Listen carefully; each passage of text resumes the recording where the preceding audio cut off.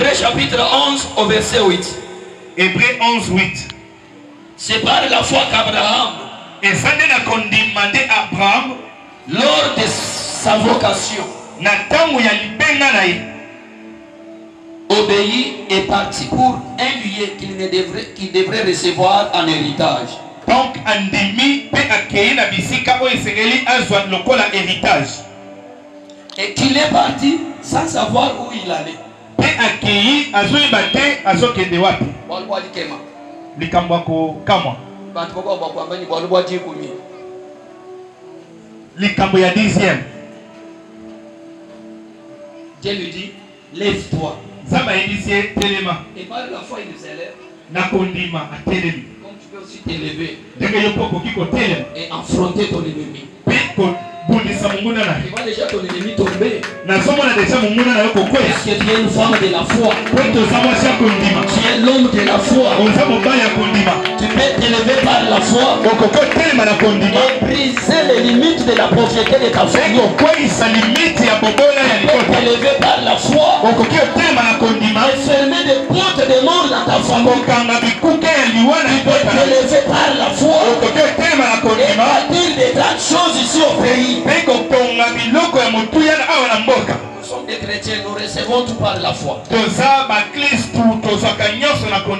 patriarche Abraham reçoit le message de Dieu. Il lui dit non, tu dois déménager. Dieu, je laisse mes parents. Je laisse mes amis. Tu m'amènes où? Voilà nous dans l'intercession. Seigneur, ouvre-moi des portes de l'Afrique d'ici. Je venais de prier pour une sœur en Afrique du Sud. Il y a en Afrique du Sud, ça fait 10 ans, il n'a jamais trouvé un travail. En Afrique du Sud, 10 ans, pour qu'elle puisse manger ou payer sa maison, il faut que les loyers quittent à Kinshasa pour aller. Nous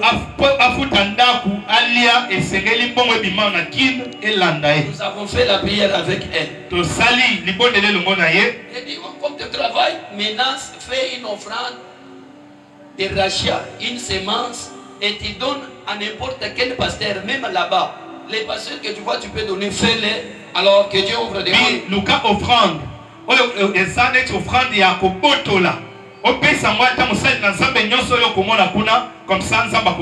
Elle m'a dit que papa, je n'ai même pas l'offrande à semer. Le papa atambeka na sana mote. Wewe ulikanye chintu tondi muluko kulesha Yesu.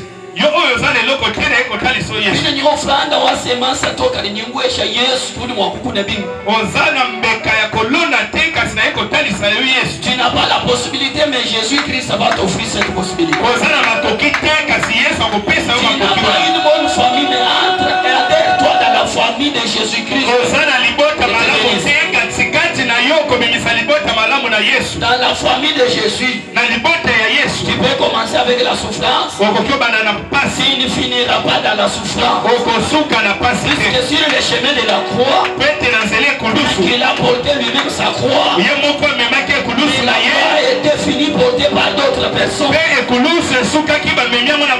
Dieu bénisse la vie de quelqu'un ce matin.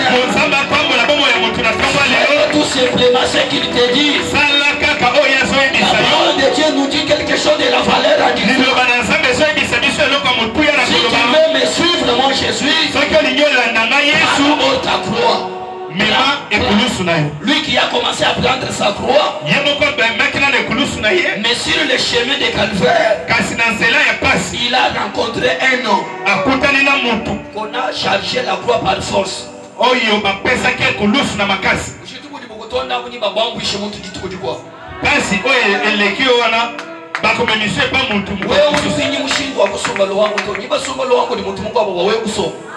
Yo sana makoki ya kusomba lupangu te bakosomba lupangu na place na lupangu tu. Wewe kutumumanya mwaba tu basumba mashini mayama ya to muntu limumanya nya somba mashini ukweshenzai.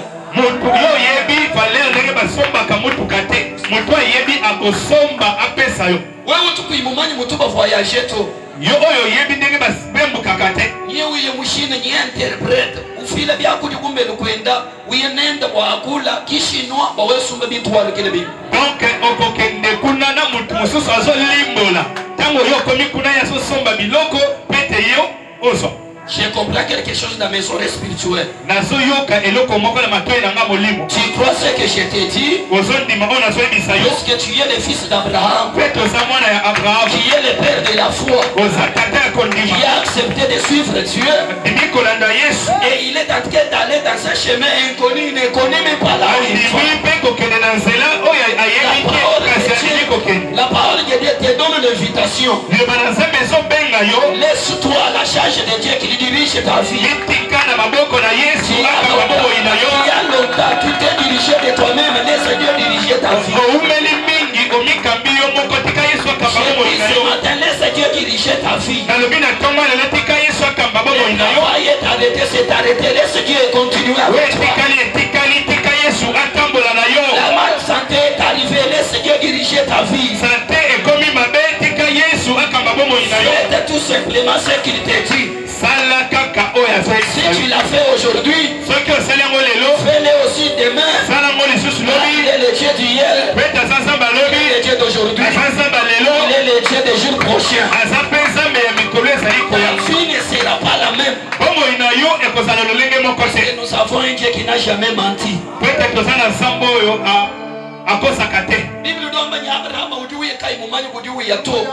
Bible Bible lobi Abraham azokende. Dieu te bénisse ma sœur. Ayebi bisika azokende te. Kini mumani kudi uyato. Ayebi te. Mumu di mwabelo. Dengo za a. Wewe di munanga nzama. Yo liginza. Wewe di wenza bya nzama. Yo ozo sala makambo nzama. Ni mumanya mwabudi uyato. Oyebi bisika azokende te. Mais je te prophétise. Nazo sakola yo. Mumu di munanga nzama. Dengo lingi kaka nzama. Mumu munanga bya nzama. Olingi makambo nzama. Manu malengo so abuloba nya kufiki. Makambo nyoso akitoka mokili ekomela yo. Est-ce que j'ai dit la vérité? Dans la Bible solo. Est-ce que j'ai dit la vérité? Est-ce que dans la Bible solo? La parole de Dieu me donne la réponse. Il dit que cherchez premièrement le royaume de Dieu. Et tout ce que vous avez besoin là vous sera donné au le bon mariage pour toi c'est le bénéfice d'obéir le royaume.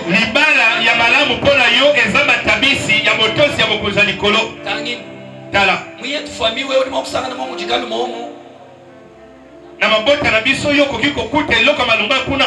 Mais wewe ni boisha avion mfami. Yoko kotisa avion na libota. Bitwe bibi kumpala ko ibe nyibi kwense kele. Makamweza liboso na yoko sala mela. No, nyinga mba nyibi kwense kele ko kumudiro da. Na bibi sala mela na kombo na Yesu. Ibele shiko ya ditombo kati tutekene nebo mudiro da. Lipambo liwe tomboka na ekuta na na kombo na Yesu. Mumudu wenda ni zambi c'est possible. Demo sana zambe eza pete. Je vais donner un petit témoignage. Ce qui n'a pas pu passer l'état de l'homme. Je me souviens moi avec ma femme. À Lubumbashi, nous avons essayé de prendre les crédits à la banque Finca. Na Lubumbashi, tu l'as dit aux na banque Finca. On a fait tout. Tu salis nyoso. On nous a donné que pour nous donner $200 ici. Pour pas payer ça, $200. On devrait même s'agenouiller. C'est là qui te fout comment. Mais quand même, on a fini par nous donner les $200 là en commençant par 100. Pour trouver les 100 là, on a fait les démarches au moins 2 mois. Pour la poser 100, on a 2 mois, il y a des démarches. Et quand on a fini la course de la durée, on a encore demandé, on nous a maintenant ajouté un autre 100, on devient à 200. Donc, tant que celui-ci course à 100, on a débattu une source qu'on bâtit la mission 100 sous. Je suis venu ici à Kinshasa. La vie a essayé un peu de compliquer. Si on dit avec ma femme si on peut emprunter quelque chose pour le commerce. Nous avons fait ceci pour trouver $200.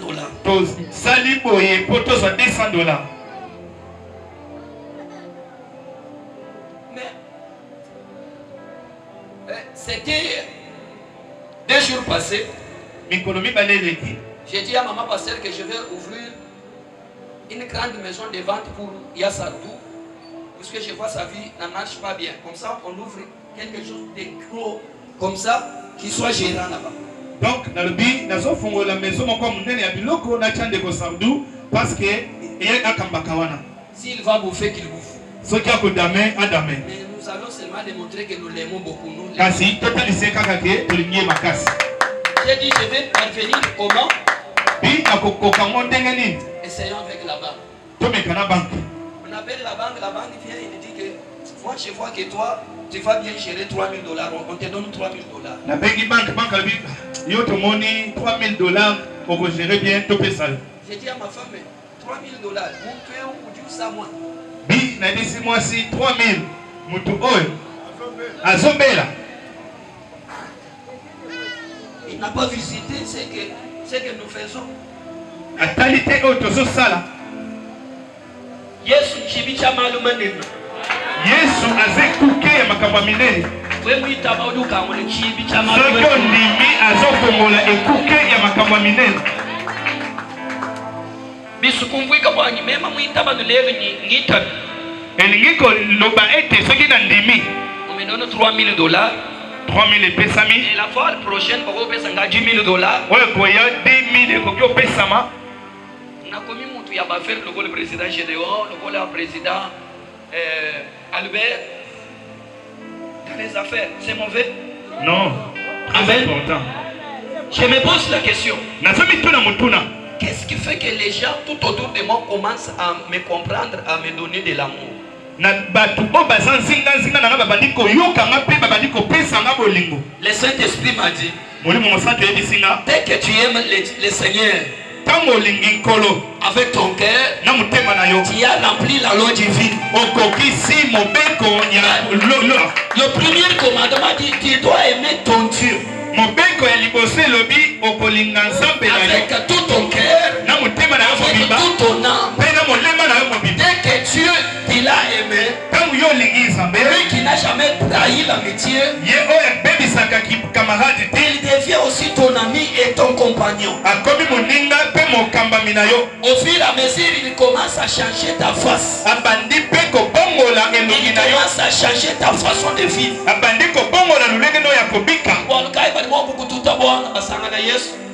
yango bakoko beto kisi bakuti Yesu bato manzala basangana mputu ya nzala batindi nzala bakuti nzala ezate batuta bolanda basangana nomukokesha byonso babeti bobola bakuti balonga nyonso tina ndende mukalenga Yesu Kristo nzala ye mokonzi Yesu kabina sandi mukokuto nzambe mosusu azali kabina mukokuti bokunana kuita yeye tso tokoki kolinga koleka ye mujule mujimuntu tunalola mutu azali walonga nyonso. Son nom c'est Jésus-Christ.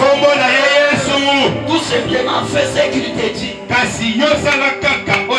Quelqu'un acclame le Seigneur des Seigneurs.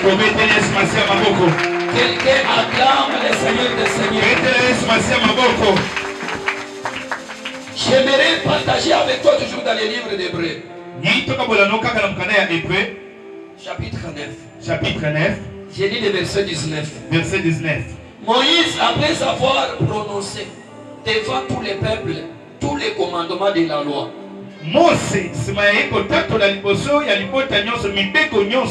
prit le sang des veaux, des boucs, avec de l'eau, et pour mettre ça sur les portes. Quand tu deviens l'ami de Dieu, il y a toujours l'alliance qui va se faire. Et dans chaque alliance, il y a des réalités. Dans chaque alliance, il y a des réalités. Les réalités là qui te promettent la protection que Dieu doit donner. Puisque Dieu te sera toujours fidèle, puisque tu t'es attaché avec lui. Après avoir passé par cette cérémonie qui est du sang, la Bible dit que la mort est entrée en Égypte. Les mêmes anges qui étaient chargés de tuer les gens, quand ils voyaient des portes qui étaient symbolisées par des sangs de boucs, la Bible dit que l'ange devrait passer outre. J'aimerais voir les mains de celui qui est dans le Seigneur Jésus. Naleki namona loboko ya moto aza kati na nkolo. Nzambe wani, Nzambe afila mpango bya nzamu, Nzambe Nzambe apesa mbana na maboko wana. Nzambe afila balungu mu bya nzamu. Nzambe apesa mibali na maboko wana. Afila mashinya, afila